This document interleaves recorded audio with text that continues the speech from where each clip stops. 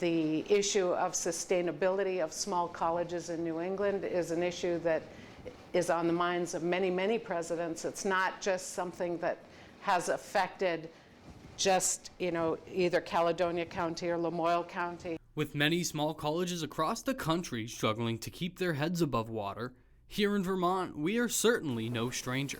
Last year, 2 colleges were forced to close down, and this year, the Vermont State Colleges system was trying to put a plan in place that would keep them out of that boat.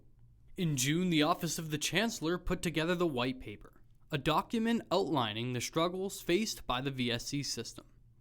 In early September, a rumor surfaced that a member on the Board of Trustees said they should close the campus of NVU Linden, causing students, faculty, staff, and community members to panic that they were going to close Linden. With all the speculation out there scaring students, I wish that hadn't happened, because the trustees haven't really, even delved into this yet.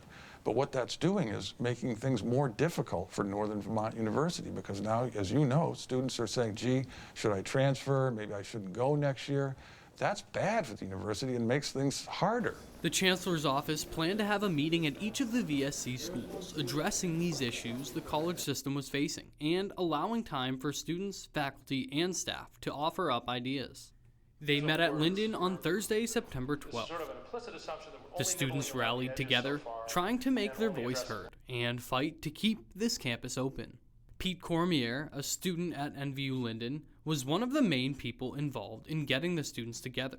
Through countless hours of planning and work, they made it happen. The place was just packed. It was jam-packed with professors that were having classes that they had to miss, because this was an important thing. Kids were missing classes, students were missing classes. It was important to be there. And when I left, I was proud when I walked out of out of ASAC 100, because students spoke up, teachers spoke up. We might be, professor and student, but at that point, we were all equal, and that was the best feeling about that. I was really excited to see so much interest and passion demonstrated at that meeting. We had a very good turnout, as you know.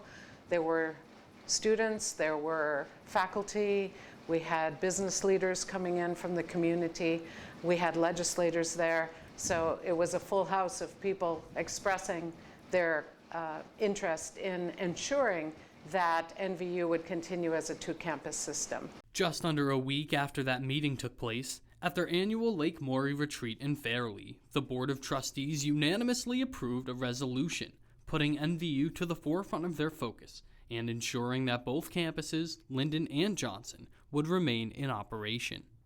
Chancellor Spaulding says that they sped up the process and put NVU at the forefront of the issue because students, faculty, staff, and members of the community really showed they cared about its future. No question about it. We really wanted to make sure that people had confidence in Northern Vermont University on both campuses.